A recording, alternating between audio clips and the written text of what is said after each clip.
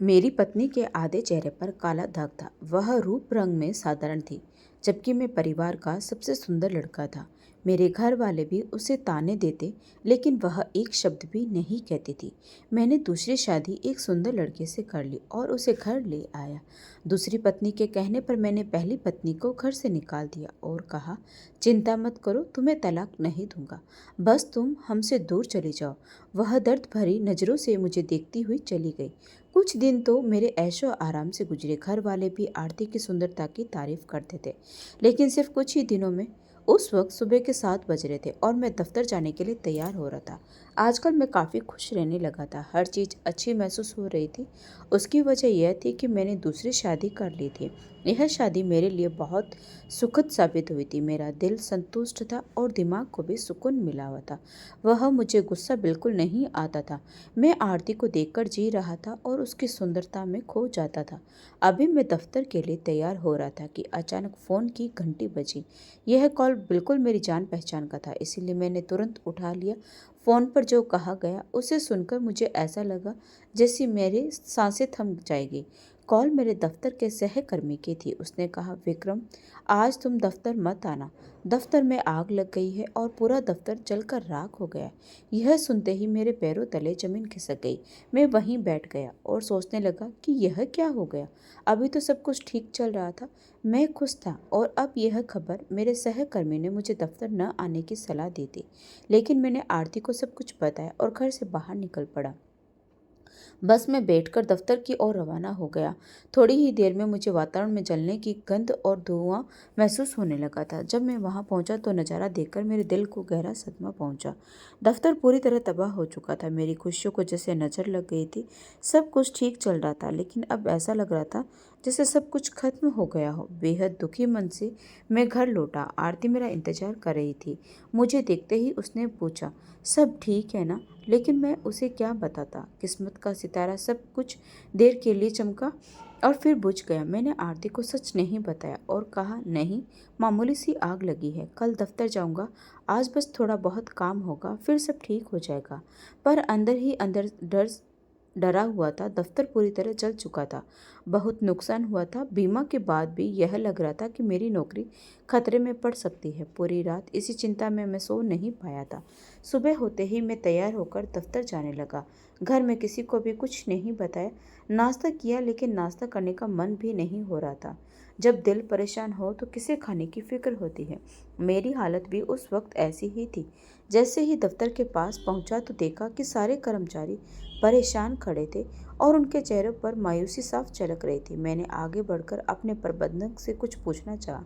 वह खुद भी काफ़ी परेशान दिखाई दिया। उसने मुझे जो बात बताई वह सुनकर ऐसा लगा जैसे मेरे सिर पर बम फट गया हो। उसने कहा, कंपनी बर्बाद हो गई, आप सबको काम से निकाल दिया गया है, केवल प्रबंधक की नौकरी बची है, ताकि अगर कंपनी कहीं और स्थानांतरित हो तो वहां प्रबंधक मौजूद रहे, लेकिन बाकी सभी कर्मचारियों को नौकरी से मुक्त कर दिया गया है। यह सुनते ही मेरे पैरों तले जमीन खिसक गई। यह कैसी मुसीबत आ गई थी। अभी तो जिंदगी बस शुरू ही हुई थी और एक तूफान आकर सब कुछ उड़ा ले गया। अभी कुछ देर पहले मैंने आरती, अपनी दूसरी बीवी को खुशखबरी दी थी कि एक अच्छी नौकरी मिल गई है। मैंने उसे कहा था कि अब हमारे अच्छे दिन आ जाएंगे, लेकिन अब यह दुखद खबर मुझे मुंह चिढ़ा रही थी। मैं बेहद उदास और टूटे हुए कदमों से घर पहुंचा। घर पहुंचने के बाद जो मंजर देखा वह मेरे लिए और भी ज़्यादा हैरान कर देने वाला था। मुझे कभी जिंदगी में ऐसा कुछ देखने की उम्मीद नहीं थी। मेरी दूसरी बीवी आरती फूट फूट कर रो रही थी। जब मैंने उससे रोने की वजह पूछी तो उसने कुछ बताया। उसे सुनकर मेरा सिर चकरा गया। मैंने दोनों हाथों से अपना सिर पकड़ लिया और सोचने लगा कि आखिर ऐसा कौन सी गलती हो गई जिसकी वजह से मुझे ऐसी सज़ा मिल रही है। तभी मेरे दिमाग में एक धमाका हुआ। मुझे एक शख्सियत का ख्याल आया, लेकिन अब बहुत देर हो चुकी थी। मैं पहले से ही दुखी था, लेकिन अब घर पहुंचा तो मंजर देखा वह मेरी सोच से परे था। मेरी माँ और मेरी पत्नी आपस में बेहताश लड़ रही थी और एक दूसरे पर आरोप लगा रही थी। मैं मानसिक तौर पर पहले ही थका हुआ था और जब उन्हें इस हाल में देखा तो और भी परेशान हो गया। मैंने आगे बढ़कर दोनों को समझाने की कोशिश की, लेकिन उन पर कोई असर नहीं हुआ। उनकी लड़ाई इतनी बढ़ती जा रही थी कि जैसे कोई मुकाबला हो रहा हो। आखिरकार मैंने जोर से चीख कर उन्हें चुप रहने को कहा और बताया कि उनकी इसी लड़ाई के असर से यह हुआ है कि मेरी नौकरी चली गई है। यह सुनकर माँ तो सदमे में आ गई, क्योंकि घर का सारा खर्चा मेरे हाथ में था। लेकिन मेरी पत्नी का रवैया देखकर मैं हैरान रह गया। वह चौंक गई और बोली, आप यह क्या कह रहे हैं? अब हम अपना गुजारा कैसे करेंगे?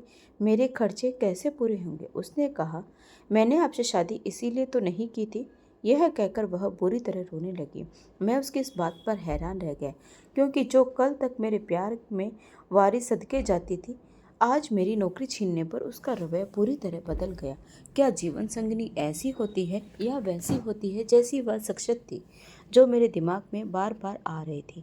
थकावट और गुस्से से मैं अपने कमरे में चला गया। थोड़ी देर बाद माँ मेरे पास आई और मुझे तसल्ली दी। उन्होंने कहा, अगर सीमा होती तो तुम्हारा भरपूर साथ देती, लेकिन यह आरती है, याद रखना, यह तुम्हें छोड़कर चली जाएगी। आज उसने जिस तरह मेरे साथ जुबान लड़ाई है, कल वह तुम्हारे सामने भी चलाएगी। तुम्हारी कोई अहमियत बाकी नहीं रहेगी। रूप के कारण तुम उसे ब्याह कर तो ले आए हो, लेकिन यह शादी ज़्यादा दिन नहीं चलने वाली। उनकी यह बात सुनकर मेरे अंदर तक दहल गया, लेकिन मैंने उनसे सिर्फ इतना कहा, अब आप अपना रवैया ठीक कर ले। वैसे भी सीमा के साथ आपका रवैया कौन सा अच्छा था? मेरी माँ ने मेरी तरफ गुस्से से भरी निगाह से देखा और उठकर चले गए। यानी यह तय था कि दुख की इस घड़ी में कोई भी मेरे साथ नहीं होगा। क्या सब लोग सिर्फ अच्छे वक्त के लिए ही मौजूद थे? यह सोचकर मेरे दिल में बवाल सा उठने लगा, लेकिन मैंने खुद को संभाला। मैं भगवान से प्रार्थना करने लगा। जैसे ही मैंने आंखें बंद की, मेरे जहन में सीमा का चेहरा ऊपर आया। वह बेहद दुखी नजर आ रही थी। तभी मुझे एहसास हुआ कि पूरे 1 महीने से मैंने न तो उससे बात की है, न ही उसका हाल चाल पूछा है। क्या मैं इतना कठोर हो गया था? इस ख्याल के आते ही मुझे लगा कि मुझे उसके पास जाना चाहिए। आखिरकार वह मेरी पहली पत्नी थी और मैंने उसे अब तक तलाक नहीं दिया था। इसी दौरान आरती अंदर आई। जब मैंने उसे अपना ख्याल जाहिर किया तो वह तुरंत नाराज हो गई और कहने लगी, क्या हो गया है आपको? इस मुश्किल वक्त में उसे आपके पास आना चाहिए, क्योंकि आप उसके पति हैं, लेकिन वह अपने स्वभाव की वजह से अपने घर बैठी हुई है। आपको वहां जाने की कोई जरूरत नहीं है। आरती की बात सुनकर न जाने क्यों मुझे भी लगा कि वह सही कह रही है। हालांकि हकीकत इसके बिल्कुल उलट उलट थी। लेकिन उस वक्त मेरी आंखों पर पट्टी बंधी हुई थी। आरती ने कहा, आप चिंता मत करें, मैं अपने भाई से बात करूंगी, आपकी नई नौकरी लगवा दूंगी। मुझे थोड़ा सुकून हुआ कि आरती मेरा साथ तो दे रही है, लेकिन यह महज मेरा ख्याल था। पूरे 2 हफ्ते बीत चुके थे और मुझे अब तक कोई नौकरी नहीं मिल सकती थी। नौकरी पाना बच्चों का खेल नहीं था, बल्कि यह एक जान जोखिम का काम था। मेरी किस्मत पर जैसे लकीर ही लग गई थी। पहले चमकी और फिर साहिल से बदल गई। अब आरती मुझसे उखड़ी उखड़ी रहने लगी और कहने लगी कि घर में राशन के पैसे तक नहीं हैं। उसने तंज भरी लहजे में कहा, अब आप हमें भूखा मारेंगे? उसकी बात सुनकर मैं शर्मिंदगी से जमीन में घट सा गया। मैंने कहा, मैं कोशिश तो कर रहा हूँ, मेरे हाथ में सिर्फ कोशिश है, नतीजा तो भगवान के हाथ में है। आरती ने नाक चढ़ाकर जवाब दिया। न जाने मेरी बुद्धि क्यों भ्रष्ट हो गई थी जो मैंने आपसे शादी कर ली थी। मैं अपनी अच्छी खासी जिंदगी अपने घर में गुजार रही थी और आपकी बातों में आ गई। शायद मैं आपकी तारीफ़ों की भूखी हो गई थी। जब आपने मेरे रूप की तारीफ़ की तो मुझे अच्छा लगने लगा। यही वजह थी कि मैंने आपसे दूसरी शादी करने पर हामी भर दी, वरना आपकी शख्सियत तो ऐसी बिल्कुल भी नहीं थी कि आपसे कोई दूसरी शादी करे। उसकी इतनी तलक बातों ने मेरे दिल को जला दिया। मैं अपनी जगह पत्थर सा हो गया। आरती कैसे स्वभाव की मालिक थी, कभी शुक्रगुजार होती तो कभी मुझे बातें सुनाने लगती। क्या मेरी जिंदगी में अब यही रह गया था? मेरा दिल इतना टूट चुका था कि मुझमें हिम्मत भी नहीं बची थी कि मैं सीमा से माफ़ी मांग सकूं। मेरा दिल सुन्न होने लगा था। घर में रोज रोज की तकरार से मैं बेहद परेशान हो चुका था। लेकिन फिर कुछ ऐसा हुआ जो मैंने कभी सोचा नहीं था। वह रात मेरी जिंदगी की सबसे दुखद और डरावनी रात थी। आज भी जब मैं उस रात के बारे में सोचता हूँ तो मेरा दिल और दिमाग हिल जाता है। मैंने कभी सपने में भी नहीं सोचा था कि मेरे साथ ऐसा भी हो सकता है। मैं बिल्कुल लाचार और बेबस हो जाऊंगा। लेकिन जिंदगी कई बार ऐसे मोड़ पर ले आती है जिसका हमें पहले से कोई अंदाजा भी नहीं होता। मैं अपने बिस्तर पर लेटा हुआ अपने अतीत के बारे में सोच रहा था। मैं अपने माता पिता का इकलौता बेटा था।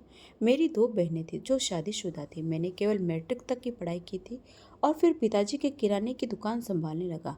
माँ मुझे बहुत प्यार करती थी और उन्होंने मेरी शादी की फिक्र शुरू कर दी थी। हालांकि मेरी उम्र सिर्फ 18 साल की थी, लेकिन उन्होंने जल्दी शादी करने की ठान ली और खुद ही मेरे लिए रिश्ता भी ढूंढ लिया। उन्होंने मुझसे कहा, तुझे सुंदरता पसंद है ना? तेरी होने वाली पत्नी वाकई बहुत सुंदर है। उनकी बातों और तारीफों ने मुझे भी शादी का शौक दिला दिया। मैंने सोचा कि ज़िंदगी में एक साथी होना चाहिए जिसके साथ अच्छी ज़िंदगी बिताई जा सके। मेरी शादी में बस 10 दिन बाकी थे कि अचानक एक खबर ने मुझे हिला दिया। मेरी मंगेतर, जिसका नाम सीमा था और जो बेहद सुंदर थी, उसके घर में आग लगने की वजह से उसका आधा चेहरा जल गया और उस पर गहरे निशान पड़ गए। जब मुझे यह बात पता चली तो मेरे परिवार और रिश्तेदारों ने मुझे मंगनी तोड़ने की सलाह दी, लेकिन मेरे पिताजी ने मुझ पर सख्त दबाव डाला कि किसी की बेटी की इस तरह अपमानित नहीं करना चाहिए। उनके कहने पर मैंने समाज के सामने खड़ा होकर ऐलान किया कि मैं उसे हर हाल में अपनाऊंगा। उस समय मेरी उम्र और हालात ऐसे थे कि मुझे अपनी वाह वाह सुनने का शौक था। मुझे लगा कि इस फैसले से मुझे इज्जत और सराहना मिलेगी। लेकिन आखिरकार मेरी उससे शादी हो गई। लेकिन शादी की पहली रात ने मेरी ज़िंदगी पूरी तरह बदल दी। जब मैंने सीमा का चेहरा देखा तो मैं भीतर से सहम गया। उसने अपना आधा चेहरा घूंघट में छुपा रखा था, लेकिन जब मैंने उसका घूंघट हटाया तो मुझे लगा कि मेरी ज़िंदगी की यह रात सबसे काली रात है। मैंने कैसे उस लड़की से शादी करने के लिए हामी भर ली। वह मुझसे प्रेम करती थी और बहुत सुंदर भी थी, लेकिन उसकी किस्मत में कुछ और ही लिखा था। वह सभी घर वालों की सेवा करती थी, हर एक को वक्त पर खाना मिलता, घर की सफाई हो जाती और इसके अलावा भी वह बिना कहे घर की बहुत सी ज़रूरी चीज़ें पूरी कर देती। यहाँ तक कि वह मेरी भी बहुत सेवा करती थी। जब भी मैं काम से घर लौटता तो वह मेरे पैर दबाने लगती और कहती, आप थक गए होंगे। साथ ही वह मेरे लिए दूध गर्म करके लाती, खाना गर्म करती और खुशगवार माहौल में बातें करते हुए मेरे साथ खाना खाती। लेकिन न जाने क्यों मेरे दिल में एक अजीब सी गिरह पड़ गई थी। उसकी तारीफ तो सब करते, लेकिन मेरी ज़िंदगी से सुकून चला गया। शुरू के दिनों में वह मुझे बहुत अच्छी लगती थी, हालांकि उसके चेहरे पर दाग था, मगर लोगों की बातों ने मेरा जीना हराम कर दिया। सिर्फ एक हफ्ते के अंदर ही वह मेरे दिल से उतर गई। मैं उसे बिल्कुल भी सम्मान नहीं देता था, न ही ढंग से बात करता, लेकिन वह सब्र की मूरत बनी मेरे साथ लगी रहती और मेरा ख्याल रखती। जब मैं शाम को घर लौटता तो वह हर तरह से मेरी सेवा करती। रात को देर तक मेरे पैर दबाती और कहती, आप थक गए होंगे, मैं आपको आराम पहुंचाती हूँ। लेकिन उसकी आधी जली हुई शक्ल देखकर मुझे उससे नफरत होने लगी। माँ भी अब उसे देखकर ताने देने लगी। सिर्फ मेरे पिताजी वह शख्स थे जो उसे प्यार से पेश आते थे, लेकिन उनके प्यार के बावजूद वह किसी को पलटकर जवाब नहीं देती और हमेशा घर का सुकून बनाए रखने की कोशिश करती। हालांकि जब भी मैं घर में होता या काम से लौटता, माँ हर वक्त उस पर तंज कसती रहती, लेकिन वह न जाने किस मिट्टी की बनी थी, सब कुछ चुपचाप सह लेती थी। मेरी उससे कोई संतान भी नहीं हो रही थी। लाख कोशिशों के बावजूद मेरा मन नहीं करता कि मैं उसके पास जाऊं। कहीं मेरे मन के किसी कोने में यह डर था कि अगर मेरी संतान भी ऐसी ही पैदा हुई तो मैं क्या करूँगा। फिलहाल सब कुछ मेरे पक्ष में था और संतान होने का कोई संकेत नहीं दिख रहा था। एक दिन सीमा से एक मामूली गलती हो गई और मैंने उसे इतनी बड़ी सजा दी कि वह टूट कर बिखर गई। मैं मन ही मन उससे नफरत करता था और बार बार उसके आधे जले चेहरे पर ताने देता था, लेकिन मैंने उससे इस तरह का व्यवहार पहले कभी नहीं किया था। वह मेरे कपड़े ठीक कर रही थी और मेरी सबसे पसंदीदा शर्ट पर जैसे ही इस्त्री रखी वह जल गई। अब वह डर के मारे कांपने लगी, क्योंकि इससे पहले उससे कभी कोई ऐसी गलती नहीं हुई थी। मैंने यह सब अपनी आंखों से देखा। फौरन आगे बढ़कर मैंने गर्म इस्त्री उठाई और उसके हाथ पर रख दी। सख्त गर्म इस्त्री ने उसकी चमड़ी उधेड़ ली, लेकिन उस बेचारी ने एक शब्द भी नहीं कहा। उसने अपना सारा दर्द सहन किया और तुरंत स्नान घर की ओर गई और ताकि पानी डालकर थोड़ा आराम पा सके। रात को जब पिताजी घर आए तो उसने उन्हें चाय दी तो उन्होंने पूछा, उसका हाथ देखकर मुझसे पूछा कि यह कैसे हुआ। मैंने साफ इनकार कर दिया और कहा कि मुझे कुछ नहीं पता। हालांकि पिताजी समझ चुके थे कि वह जल गई है। जब उन्हें असलियत का पता चला तो वे गुस्से में आ गए और मुझे एक थप्पड़ भी लगा दिया। यहीं से वह मेरे दिल से हमेशा के लिए उतर गई और मैंने उसे अपनी ज़िंदगी से निकालने का फैसला कर लिया। लेकिन यहाँ भी मैंने उसके चेहरे का बहाना इस्तेमाल नहीं किया, बल्कि यह शोर मचाना शुरू कर दिया कि शादी को 2 साल हो गए हैं और अब तक हमारी संतान नहीं हुई। मैंने कह दिया कि मैं दूसरी शादी करूंगा। पिताजी ने यह सुना तो साफ साफ कह दिया कि मेरे होते हुए ऐसा नहीं हो सकता। उन्होंने कहा कि तुम बहाना बना रहे हो, शादी को अभी सिर्फ 2 साल ही हुए हैं। लेकिन मैं चुप रहने वाला नहीं था। इसी दौरान मेरे पिताजी का देहांत हो गया और उसके सबसे बड़े समर्थक इस घर से चले गए। अब मुझे पूरी छूट मिल गई कि मैं उसके साथ जैसा चाहूँ वैसा व्यवहार करूँ। पिताजी की मृत्यु के बाद मैंने माँ से कहा कि मैं दूसरी शादी करना चाहता हूँ। माँ ने भी मेरे पूरी तरह समर्थन किया और उन्होंने सीमा से साफ साफ कह दिया, अब हमें माफ़ करो और इस घर से चले जाओ। अगर नहीं जाती हो तो तुम्हें पहले की तरह बहू की सी जिंदगी गुजारो और हमारी सेवा करो। शुक्र करो कि तुम्हें ऐसा घराना मिला जहाँ 2 वक्त की रोटी मिल रही है। इसके बदले में थोड़ा सा काम तो करना ही पड़ेगा। उस दिन मैंने देखा कि उसकी हालत और ख़राब हो रही थी। शायद हमारी बातों का असर था, लेकिन उसके चेहरे पर सिर्फ धैर्य दिखाई दे रहा था और शायद इसी धैर्य ने हमारी ज़िंदगी में मुश्किलें खड़ी कर दी। मैंने माँ को नई लड़की ढूंढने के लिए कह दिया। ठीक 2 हफ्ते बाद मैंने उन्हें खुद ही बता दिया कि मैं अपने कार्यालय की लड़की आरती से शादी करूंगा। वह बहुत खूबसूरत है और यह जानते हुए भी कि मैं शादीशुदा हूँ, मुझसे शादी के लिए तैयार है। यह सुनते ही सीमा पहली बार मेरे सामने खड़ी हो गई और कहने लगी, आप ऐसा नहीं कर सकते। मैं आपकी पत्नी हूँ और मेरी अनुमति के बिना ऐसा नहीं हो सकता। इस पर गुस्से में आकर मैंने उसके गाल पर 2-3 थप्पड़ लगा दिए और कहा, यह मेरी ज़िंदगी है और मेरे फैसले हैं। मेरी ज़िंदगी के फैसले करने वाली तुम कौन होती हो? उसके बाद से वह कभी मेरे सामने खड़ी नहीं हुई, ना ही कभी अपने मुंह से कोई शब्द निकला। बस जैसा मैं कहता वैसा करती चली जाती। कभी कभी तो मैं उसकी सहनशीलता से भी बेजार हो जाता। सच तो यह है कि इंसान किसी भी हाल में खुश नहीं रहता। मेरे साथ भी यही मामला था। आरती को मैंने ब्याह कर अपने घर लाया। वह बहुत ही सुंदर थी और मेरे साथ उसकी जोड़ी बहुत खूबसूरत लगती थी। यहाँ तक कि मैं खुद अपने खानदान का सबसे हसीन लड़का था। लेकिन सीमा मेरे नसीब में लिखी गई थी। फिर मैंने अपना नसीब बदला और अपने ज़िंदगी में आरती को ले आया। आरती ने खुले दिल से यह स्वीकार कर लिया कि वह सीमा के साथ गुजारा कर लेगी। वैसे भी उसे मेरी बातों से यह पता चल गया था कि सीमा एक धैर्यवान लड़की है। लेकिन जल्द ही आरती का सब्र खत्म हो गया और उसने मुझसे साफ साफ कह दिया कि सीमा की इस घर में अब कोई जगह नहीं है। उसने मुझसे कहा, तुम उसे तलाक दे दो। जब आरती ने यह कहा तो सीमा मेरे कदमों में गिर गई और कहने लगी, आप मुझे तलाक मत दीजिए। मैं कहाँ जाऊँगी? इस दुनिया में मेरा और कोई नहीं है। मेरे पिताजी का पहले ही देहांत हो चुका है और माँ बचपन में ही गुजर गई थी। उसकी यह बात सुनकर न जाने क्यों मेरे दिल में थोड़ा सा रहम जाग गया। मैंने उसे कहा, मैं तुम्हें तलाक नहीं दूंगा, लेकिन इस घर में तुम दोनों एक साथ नहीं रह सकते। इसीलिए मैंने फैसला किया है कि मैं तुम्हें किराए का मकान लेकर देता हूँ। उसमें तुम रहो और जैसी ज़िंदगी चाहो वैसी गुजारो। मैं कभी कभी तुमसे मिलने आ जाया करूँगा। उस दिन उसने जो नज़र मुझ पर डाली, वह नज़रें मुझे आज भी याद है।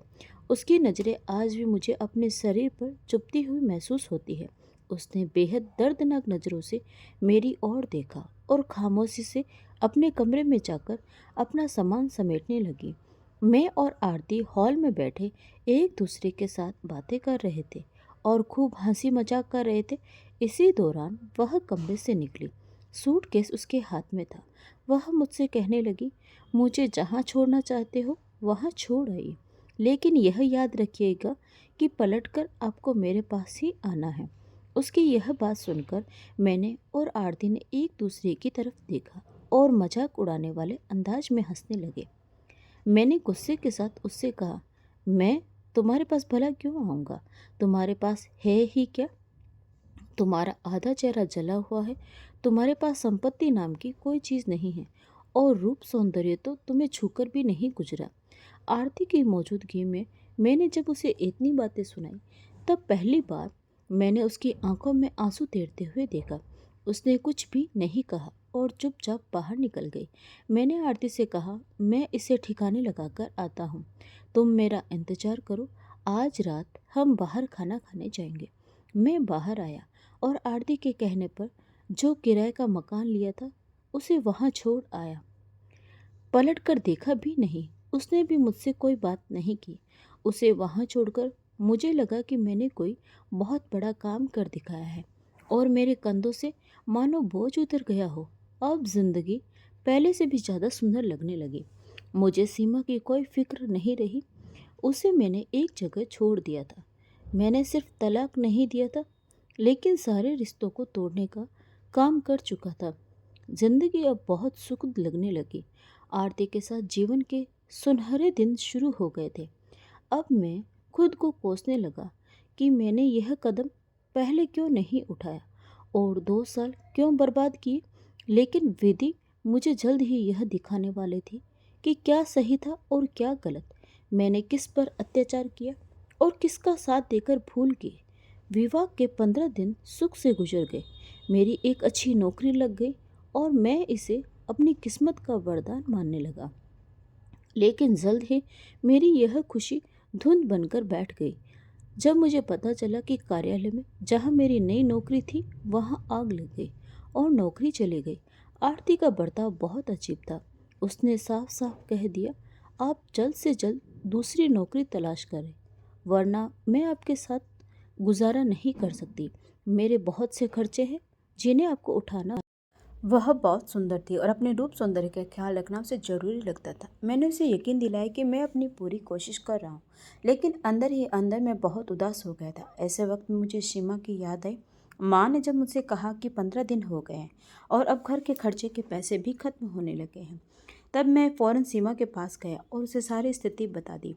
उसे यह सोचकर सुकून मिला कि मुश्किल वक्त में ही सही मैंने उसे याद तो किया, लेकिन वह यह नहीं जानती थी कि मैं कितना स्वार्थी इंसान हूँ, जो सिर्फ अपने मतलब के वक्त ही उसे याद करता हूँ। उसने अपनी जमा पूंजी में से कुछ पैसे दिए और कहा, इन्हीं के घर के राशन में खर्च कर लीजिए, मुझसे खुशी होगी कि मैं आपके किसी काम आ सकी। उस वक्त मैं बहुत उदास था, इसीलिए उसका धन्यवाद किया, उसके साथ थोड़ा समय बिताया और फिर घर आ गया। घर पहुंचा तो आरती ने मुझसे पूछताछ शुरू कर दी। वह चीखने चिल्लाने लगी और कहने लगी, आप सीमा के पास से होकर आए हैं, यानी आप अभी भी अपने दिल में उसके लिए जगह रखते हैं। उसने कहा कि वह अब सीमा को और बर्दाश्त नहीं कर सकती और मुझसे उसे तलाक देने की मांग करने लगी। उसकी बात सुनकर मैंने कहा, मैं सीमा के पास सिर्फ पैसे लेने गया था, उसने मेरी मदद की, तुम्हारी तरह मुझे धुतकारा नहीं। उसने पैसे दिए और कहा कि जब भी जरूरत हो मुझसे ले लिया करो। मेरी यह बात सुनकर आरती चुप हो गई, लेकिन उसने एक और बात छेड़ी। उसने कहा, सीमा के पास पैसे कहाँ से आए? आपने उससे यह पूछा नहीं? यह सारा दिन अकेली रहती है, जाने क्या करती है, आखिर उसके पास पैसे कहाँ से आए? आरती की यह बात सुन मेरे दिमाग में बैठ गई। मैंने गुस्से में उससे कहा, अपनी जुबान संभाल कर बात करो। मैंने 2 साल उसके साथ गुजारे हैं, वह ऐसी नहीं है। लेकिन आरती का यह पहला वार मेरे गहरी चोट कर गया और यह बात आगे चलकर अरसत दिखाने लगी। ईश्वर की कृपा से मुझे नौकरी मिल गई, लेकिन वेतन बहुत कम था। आरती के ताने अब शुरू हो गए थे और ख़त्म होने का नाम ही नहीं ले रहे थे। वह बार बार यही कहती, मेरे खर्चे पूरे नहीं होते, मुझे हाथ तंग रखने की आदत नहीं है। मेरा हाथ हमेशा खुला रहता था, लेकिन अब आपने इसे तंग कर दिया है। मैं उसे समझाता कि तंगी में रहना सीखो, सीमा से कुछ सबक लो, तो वह और भड़क जाती। कभी कभी मुझे लगता कि मैंने आरती से विवाह करके गलती कर ली। लेकिन मैंने अपनी इस ग्लानि को छुपाना सीख लिया था। मैं खुद को शर्मिंदा नहीं करना चाहता था। दिन यूं ही गुजरने लगे और ज़िंदगी में जो पहले जैसी खुशी थी वह अब कहीं खो चुकी थी। यह सब मेरी ही गलतियों का नतीजा था। एक दिन तो हद ही हो गई। मैं सीमा से मिलकर घर लौटा था कि आरती ने जोर से शोर मचा दिया। मुझसे कहा, आप आज और अभी के अभी उसे तलाक दीजिए, वरना मैं आपको छोड़कर चली जाऊंगी। उसने मुझ पर इतना दबाव बनाया कि मैंने उसे यकीन दिला दिया कि मैं उसे किसी दिन तलाक दे दूंगा। मैंने कहा, तुम्हारी जैसी सुंदर स्त्री ही मेरे साथ जचती है। समय बीतने के साथ मेरी नौकरी में तरक्की हो गई। हालांकि पहले जैसे दिन तो नहीं रहे, पर हालात थोड़े बेहतर जरूर हो गए। एक दिन आरती बाजार से सामान खरीदने गई थी। जब वह वापस आई तो उसने मुझसे कुछ ऐसा कहा जिसे सुनकर मेरा दिमाग चकरा गया। मैं फौरन उठकर सीमा के पास चला गया। सीमा मुझे देखकर बहुत खुश हुई और बोली, मैं आप ही का इंतजार कर रही थी। आप इतने दिनों के बाद आए हैं। मैं खुद को बहुत अकेला महसूस कर रही हूँ, लेकिन उसकी यह खुशी मेरे लिए उलझन बन गई। मैंने गुस्से में उसके पास जाकर उसका चेहरा अपने हाथों में पकड़ लिया और कहा, जो कुछ तुम कर रही हो वह मुझे अच्छी तरह मालूम है। उसने मुझे शांत करने की कोशिश की और कहा, आप मेरी बात सुन लीजिए। आप क्यों मुझ पर ऐसा शक कर रहे हैं? लेकिन मेरा गुस्सा कम नहीं था। मैंने उसे पूछा, तुम अस्पताल क्यों गई थी? आरती ने तुम्हें वहाँ देखा था। तुम जांच क्यों करवा रही थी? आखिर चल क्या रहा है? तब उसने कहा, मैं उम्मीद से हूँ और यह बच्चा आपका है। मैं आपको यह खबर देना चाहती थी, लेकिन आपने कहा था कि कभी मेरे घर मत आना। आपने मेरा फ़ोन भी उठाना बंद कर दिया था। ऐसे में मैं आपको यह बात कैसे बताती? आज जब आप आए हैं तो मैं आपको सब कुछ बता रही हूँ। पर मैं उसकी एक भी बात सुनने को तैयार नहीं था। गुस्से में मैंने उसे थप्पड़ मारे और कहा, यह बच्चा मेरा नहीं है। तुम अकेली रहती हो और न जाने क्या क्या करती रहती हो। इस बच्चे को मेरे खून से जोड़कर मिलावट करने की कोशिश मत करो। मैंने उसे साफ साफ कहा, मैं तुम्हें तलाक देता हूँ। उसी वक्त मैंने उसे छोड़ दिया और पीछे मुड़कर भी नहीं देखा। जाते हुए उसने जो कहा वह मेरे कानों में गूंजता रहा। जो कुछ आपने मेरे साथ किया है, आप इस पर एक दिन जरूर पछताओगे, लेकिन तब आपके हाथ में कुछ नहीं रहेगा। आपने मेरे साथ कभी भी अच्छा व्यवहार नहीं किया, इस बात को हमेशा याद रखना। लेकिन मैं उसकी एक भी बात सुनने को तैयार नहीं था। उस वक्त मैं खुद को किसी देवता से कम नहीं समझ रहा था और अपनी अकड़ में डूबा हुआ था। घर पहुंचकर मैंने गर्व से आरती को बताया कि वह अवैध संतान को अपने पेट में पाल रही थी और मैंने उसे तलाक दे दी। यह सुनकर आरती खुशी से झूम उठी, मुझे गले लगाए और बोली, तुम दुनिया के सबसे अच्छे पति हो। अगर तुम इसी तरह मेरी बात मानते रहोगे तो हमारा रिश्ता हमेशा मजबूत रहेगा। मैं मरते दम तक तुम्हारा साथ निभाऊंगी। आरती की बातों से मेरे अंदर एक अजीब सी खुशी भर गई। मैंने उसके पिछले सारे बुरे रवैये भुला दिए और सीमा की सारी निष्ठा को मिट्टी में मिला दिया। लेकिन मुझे इस बात का अंदाज़ा नहीं था कि सीमा की बदुआ मुझे लग चुकी है और मेरे बुरे दिन शुरू होने वाले हैं। मेरी नौकरी के 4 साल पूरे होने पर मुझे प्रबंधक बना दिया गया। इस खुशी को आरती के साथ बांटने के लिए मैंने मिठाई खरीदी। मिठाई की दुकान पर पहुंचकर जैसे ही मैं मिठाई लेकर बाहर निकला, एक तेज रफ्तार गाड़ी ने मुझे एक कई फीट हवा में उछाल दिया और ज़मीन पर पटक दिया। मैं बुरी तरह घायल हो गई। मिठाई ज़मीन पर बिखर गई और मेरे खून में मिल गई।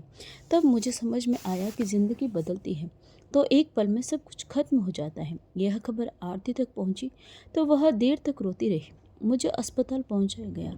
मेरा ऑपरेशन हुआ, जिसके लिए तो बहुत ज़्यादा रकम की ज़रूरत पड़ी। कर्ज लेकर मेरा ऑपरेशन कराया गया और मुझे घर लाया गया।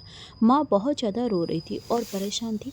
वे बार बार मेरा ख्याल रखने की कोशिश करते, लेकिन जो हकीकत थी वह हकीकत ही थी। मैं हमेशा के लिए अपने पैरों से वंचित हो गया था, अपाहिज हो गया था और चलने फिरने में असमर्थ था। डॉक्टर ने कोई उम्मीद नहीं दी थी। उन्होंने कहा था कि यह स्थिति हमेशा ऐसी ही रहेगी। उन्होंने बताया कि ऑपरेशन करने के बावजूद कोई फ़ायदा नहीं हुआ और आगे ऑपरेशन करवाना सिर्फ पैसों की बर्बादी होगी। उन्होंने हमें सलाह दी कि मुझे घर ले जाए और इस सच्चाई को स्वीकार कर ले कि अब मुझे अपनी ज़िंदगी पहियों वाली कुर्सी पर ही बितानी होगी। डॉक्टर की बात सुनकर ऐसा लगा जैसे मुझे सातवें आसमान पर पहुंचाकर अचानक से नीचे धक्का दे दिया गया हो और मैं ज़मीन पर गिरकर टुकड़े टुकड़े हो गया हूँ। शुरुआत में आरती का रवैया मेरे साथ बहुत अच्छा था। वह मेरा ख्याल रखती, मेरे लिए आंसू बहाती, लेकिन एक अपाहिज इंसान के साथ कोई कब तक सहानुभूति दिखा सकता था? चाहे वह सगी बहन हो या सगा भाई हो या फिर पत्नी ही क्यों ना हो, संतान तो बहुत दूर की बात है। धीरे धीरे सबने साथ छोड़ दिया। मेरी माँ अब भी मेरा ख्याल रखती, लेकिन वे भी बूढ़ी हो चुकी थी, जल्दी थक जाती थी। ऐसे में आरती मेरी देखभाल करती, लेकिन बिस्तर पर पड़े पड़े मुझे 3-4 महीने बीत गए और इन महीनों में आरती का सब्र जवाब देने लगा। एक दिन मैं सो रहा था, अचानक मेरी आँख खुली। मैंने देखा कि आरती मेरे पास बैठी फ़ोन पर किसी से बातें कर रही थी। वह कह रही थी, अब इससे पीछा छुड़ाना ज़रूरी हो गया है। यह हर वक्त बिस्तर पर पड़ा रहता है, ज़रा भी कोशिश नहीं करता। यहाँ तक कि इसके गंदे कपड़े भी मुझे धोने पड़ते हैं। इतने लंबे चौड़े आदमी को वॉशरूम ले जाना एक अलग परेशानी है। इसीलिए मैं इससे तलाक लेने का फैसला कर चुकी हूँ। और तुम्हें एक और बात बताना चाहती हूँ, मैं माँ बनने वाली हूँ। मेरे पेट में जो बच्चा पल रहा है वह तुम्हारा है। जाहिर है मेरे पति का तो हो नहीं सकता। वह तो अपाहिज हो चुका है और इस काबिल भी नहीं कि मुझे संतान की खुशी दे सके। इसीलिए मैं कल ही तलाक के लिए केस दायर कर रही हूँ। वैसे भी एक अपाहिज इंसान के साथ कोई कितना समय गुजार सकता है। उसकी बात सुनकर मुझे ऐसा लगा जैसे मेरे पूरे शरीर पर किसी ने छुरियां चला दी हो और मुझे हर जगह से घायल कर दिया हो। क्या कोई इस हद तक निष्ठुर हो सकता है? वह मेरे पलंग पर मेरे ही घर में मेरे पास बैठकर मेरे खिलाफ बातें कर रही थी और कह रही थी कि वह मुझसे तलाक लेना चाहती है। उसने कहा कि अब उसके लिए मेरे साथ रहना मुमकिन नहीं है। मैंने सोने का नाटक किया, लेकिन एक मर्द होकर भी कुछ न कर पाने की बेबसी ने मुझे अंदर से तोड़ दिया। उसने जो कहा वही करके दिखाया। उसने तलाक के लिए केस दायर किया और फैसला 2-3 दिनों में ही उसके हक में आ गया। इस तरह वह बिना अलविदा कहे अपना सामान लेकर घर से चली गई। उसने वह सब कुछ भी नहीं छोड़ा जो मैंने उसे तोहफे में दिए थे। वह हमारे लिए, यानी मेरी बूढ़ी माँ और मेरे लिए कुछ भी नहीं छोड़ कर गई। मेरी माँ जो पहले ही उम्र और बीमारियों से झुकी हुई थी, अब पूरी तरह से बेबस हो गई। मैं खुद भी लाचार था। जाते जाते उसने हम पर इतना एहसान किया कि एक नर्स का इंतजाम कर दिया और कहा कि वह कभी कभी उसके पैसा आधा कर दिया करेगी। उसने मेरे नाम पर एक बैंक अकाउंट भी खोल दिया जिसमें वह खर्च के लिए पैसे जमा करवा देती। उसकी इस भीख को स्वीकार करना मेरे लिए ऐसा था जैसे किसी ने मेरे अंदर आग लगा दी हो। लेकिन मैं बिस्तर पर पड़ा बेबस और लाचार था, कुछ भी नहीं कर सकता था। इस दौरान उसकी याद सबसे पहले मुझे आई थी। वह थी सीमा। मुझे समझ आ गया था कि मेरे साथ यह सब क्यों हो रहा है। मैंने एक बेहद पवित्र और मासूम लड़की के साथ अन्याय किया था। उसे उस समय तलाक दे दिया था जब उसे मेरी सबसे ज़्यादा जरूरत थी। वह मेरी ही संतान को जन्म देने वाले थे। लेकिन उस वक्त मैंने आरती की बातों को सच मान लिया और हमेशा के लिए सीमा को छोड़ दिया। यह दुनिया कर्मों का फल है। मैंने जो कुछ सीमा के साथ किया वही सब आरती ने मेरे साथ किया। इंसान तो बोता है, वही काटता है। आज मेरा डॉक्टर के पास चेकअप था और मेरा पुरुष नर्स मुझे डॉक्टर के पास ले गए। वहाँ चेकअप के दौरान मुझे खूबसूरत लड़की दिखाई दी जो हूबहू सीमा जैसी लग रही थी। मैंने जानने के लिए कि क्या वह वाकई सीमा है, हल्की आवाज़ में सीमा पुकारा। उसने पलटकर देखा। तब मुझे यकीन हो गया कि वह सीमा ही थी। उसके हाथ में बहुत खूबसूरत बेटा था जो हूबहू मेरी शक्ल जैसा दिख रहा था। यह ख्याल आया कि हो न हो यह मेरा बेटा ही हो सकता है। मेरे दिल में अचानक ख्याल लपका और मैंने नर्स से कहा कि उस लड़की को बुला लाए। नर्स जाकर उससे बात कर आया। उसने मेरी ओर देखा और हैरानी के समंदर में डूब गई और छोटे छोटे कदमों से मेरे पास आई। मैं कुछ भी नहीं कह सका, बस शर्मिंदगी से नजरें झुका ली और दोनों हाथ जोड़ दिए। मैंने उससे कहा, तुमने ठीक कहा था। मैं जिंदगी में एक बार जरूर मिलूंगा और उस वक्त सिर्फ पछतावा ही पछतावा होगा। आज यह बात सच साबित हो गई। उसके चेहरे पर अभी भी वह निशान था, लेकिन वह काफ़ी हल्का हो चुका था। वह पहले से ज़्यादा खूबसूरत लग रही थी, यानी वह निशान उसके सौंदर्य में कोई कमी नहीं डाल रहा था। उसने मुझसे कहा, तुमने वही काटा जो तुमने बोया। मैंने तुमसे हर मुमकिन हर हद तक निवाह करने की कोशिश की, लेकिन तुमने जब कुछ अपने हाथों से बर्बाद कर दिया। कहाँ है तुम्हारी पत्नी? उसने जब यह सवाल किया तो मेरे पास कोई जवाब नहीं था, सिर्फ आंसू थे। वह मुड़कर जाने लगी। मैंने पूछा, क्या यह मेरा बेटा है? उसने मेरी तरफ देखा और नहीं में सिर हिलाया। फिर कहा, जब तुमने मुझे तलाक दिया था उस दौरान की गई ज्यादती की वजह से मेरी पहली संतान मेरे पेट में ही मर गई थी। यह मेरी दूसरी शादी से हुआ बच्चा है। अब कभी मुझे इस तरह आवाज़ मत देना। मैं अपने पति के साथ बहुत खुश हूँ। भगवान ने मुझे मेरे सब्र का सिला दिया है। मैं जहाँ कहीं भी हूँ खुश हूँ और भगवान से प्रार्थना करूँगी कि तुम्हारी परीक्षा जल्दी खत्म हो जाए। यह कहकर वह पलट गई और मैं उसे खुद से दूर जाते हुए देखता रहा। जिंदगी कितनी जल्दी बदल जाती है और इंसान को उसका अंजाम इसी दुनिया में दिखा देती है। मेरे साथ भी यही हुआ। मैं अपने अंजाम के साथ व्हीलचेयर पर बैठा उसे जाता देखता रहा और सोचता रहा कि बहुमूल्य रत्न परखने वालों को ही सोने की पहचान होती है। सीमा जैसी हीरो को बेहतरीन परखने वाला मिल गया, जबकि मैं खाली हाथ रह गया। तो दोस्तों, आपको ये कहानी कैसी लगी कमेंट करके ज़रूर